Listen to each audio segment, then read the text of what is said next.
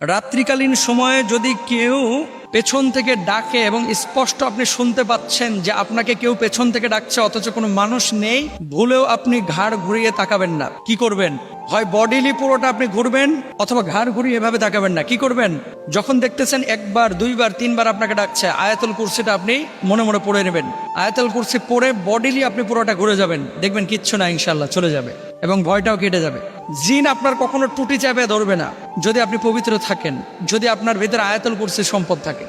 2 নম্বর বিষয় আসেন, যখন আপনি রাস্তা দিয়ে হেঁটে যাবেন, সম্পর্ক আরও কিছু বিষয় বলে দিই। যখন রাস্তা দিয়ে হেঁটে যাবেন অনেক সময় দেখবেন কখনো পেছন থেকে বিড়াল দৌড় মারতেছে অথচ বিড়াল এই সময় থাকার কথা না।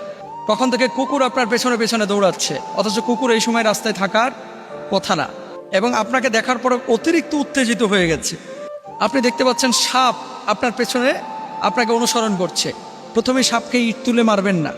বিড়াল আসলে বিড়ালকে লাথি দিবেন না। আমার চেনা, আমার কাছের লোক রাত্রিবেলায় পেশাব করতে আম গাছতলায় গেছে, আম গাছ যেখানে আছে বাগান, পেশাব করার পরে পেছনে দেখতেছে এক বিড়াল দাঁড়িয়ে আছে। তো ফুটবল খেলি তো ভালো, দিছে বিড়ালের একটা লাথি।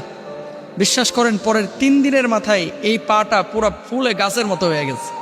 কবিরাজ দেখানোর পরে, রোকেয়া করার পরে জানা গেল কি বদজিনের আসর। ওই জিনকে যে সে লাথিটা মেরেছিল এটা ছিল জিন। এখন আপনাকে আমি যে বিষয়টি বলি, জিনের প্রভাবে মানুষের শারীরিক ক্ষতি হয়, এটা সবাই একমত। জিন আছে, এটাও একমত।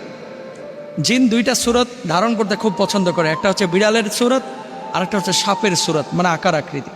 সুতরাং সাপ আর বিলাই যদি আপনারা বা বিড়াল যদি দেখেন, এভাবে কেউ শুরুতে আঘাত করবেন না, তাকে তার মতো ছেড়ে দিবেন বা চলে যেতে সাহায্য করবেন। আর আপনি মনে মনে কি করবেন? আপনি মনে মনে আয়াতুল কুরসিটা পড়ে নেবেন, ইনশাল্লাহ আপনার কোনো ক্ষতি করতে পারবে না।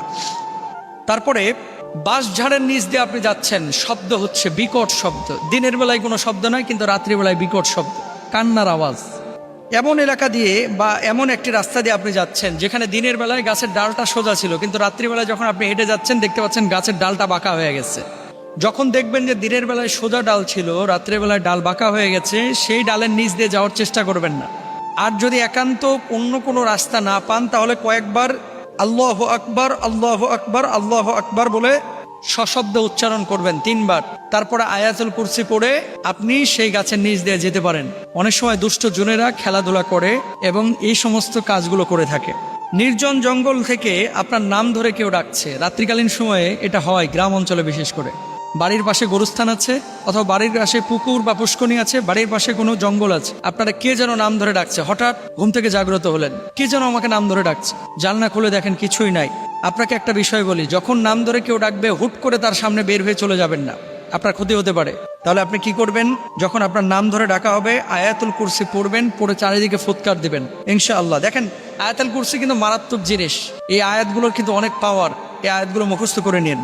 রাস্তা দিয়ে হেঁটে যাচ্ছেন, মনে হচ্ছে গাছের মাথায় কে যেন বসে আছে, হয় না এরকম? রাত্রিকালীন সময় মনে হচ্ছে যে কে যেন বসে আছে ছায়ার মতো, আবার কাছে যেয়ে দেখছেন কিচ্ছু নাই। যখন এরকম অস্তিত্ব দেখবেন তখন মাথা উঁচু করে তাকাবেন না, মাথা নিচু করে আল্লাহু আকবার বলবেন এবং আয়াতুল কুরসি বলে মাথা নিচু করে আপনি সরে যাবেন, ওই নিচ দিয়ে চলে যাবেন। বারবার উপরে তাকাবেন না, ক্ষতি হবে। হঠাৎ ঘরে দেখতে পেলেন, আপনি ঘরে ঢোকার পরে আপনার মতো কেউ চেয়ারে বসে আছে অথবা আয়নার সামনে কেউ দাঁড়িয়ে আছে, অথবা আপনার বাপ মারা গেছে, মা মারা গেছে, আপনার বাপ মার মতো কেউ যেন দাঁড়িয়ে আছে। খবরদার, যদি এরকমটা হয়ে থাকে তাহলে আপনারা আপনার মতো কাউকে দেখলে আল্লাহু আকবার বলে চিৎকার দেবেন এবং আয়াতুল কুরসি পড়বেন। চিৎকার বলতে সশব্দে বলবেন আর কি। ডান কাত হয়ে সবসময় শোবেন। আমরা একটা বিষয় ভুল করে থাকি একটা বিষয়ে, এবং অধিকাংশ মানুষ আমরা এই কাজটা করে থাকি। নেকেট চরিত্রের ঘুম আর আরেকটা হচ্ছে সুন্নতের ঘুম। ডান কাত হয়ে আদবের সাথে ঘুমানো, অজুর সাথে পবিত্র বিছানায়, এটা নবীজির সুন্নাহ। চারকুল পড়ে, সুবহানাল্লাহ, আলহামদুলিল্লাহ, লা ইলাহা ইল্লাল্লাহ পড়ে, তাসবিহ পড়ে। আর কিছু মানুষ দেখবেন আপনারা, যারা নিতম্বকে ওপরে এবং লজ্জাস্থানকে নিচে দিয়ে বুকটাকে বালিশের ওপরে দিয়ে 2 হাত ছড়িয়ে নেকেটের মতো শুয়ে থাকে, নাউজুবিল্লাহ। মানে নেকেট চরিত্রের, যেটাকে অশ্লীল চরিত্রের বলা হয়ে থাকে বা অশ্লীল আকৃতির বলা হয়ে থাকে।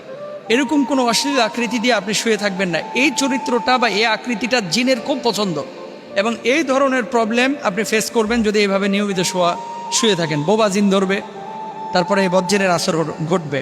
পানিতে নামার পরে মনে হচ্ছে পেছন থেকে কেউ টানছে, আল্লাহু আকবার বলেন, আয়াতুল কুরসি পড়েন। কুকুর বিড়াল রাতে যদি দেখেন তাহলে সামনে একটা গোল দাগ দিবেন, যে পথে আপনি হেঁটে যাচ্ছেন ওই গোল দাগের উপর আপনি দাঁড়াবেন। এবং দোয়া ইউনুস পড়বেন, লা ইলাহা ইল্লা আনতা সুবহানাকা ইন্নী কুনতু মিনাজ জালিমিন। রাতের বেলায় আয়না কম দেখবেন। যদি আপনি কোনো মিষ্টি জাতীয় জিনিস রাস্তাঘাটে বসে খান নির্জন এলাকায়, ওখানে যদি কোনো প্রাণী এসে হাজির হয়, তাহলে এই মিষ্টি জাতীয় জিনিসটা তারা শেয়ার করবেন। তৈলাক্ত কোনো মিষ্টি জাতীয় জিনিস এগুলো রাত্রিবেলায় হাতে নিয়ে মুভ করবেন না, কারণ কি এগুলো জিনদের পছন্দের খাবার। আর যখন আপনি এগুলো নিয়ে মুভ করবেন, তখন আপনাকে জিনেরা অনুসরণ করবে। এই জিনিসগুলো অনেক গবেষণা করে স্কলাররা বের করেছেন, আপনাদের সামনে পেশ করলাম। এবং জিন, আল্লাহ রাসূল সাল্লাল্লাহু আলাইহি সাল্লাম নিজে দেখেছেন, নবীজির কাছে জিনেরা বাইয়াত হয়েছে, জিনদের অস্তিত্ব আছে, এটা আমরা বিশ্বাস করি। এটা বিশ্বাস না করলে ঈমান থাকবে না। আল্লাহ তাআলা আমাদের সহজ করুন, বোঝার তৌফিক দান করুন।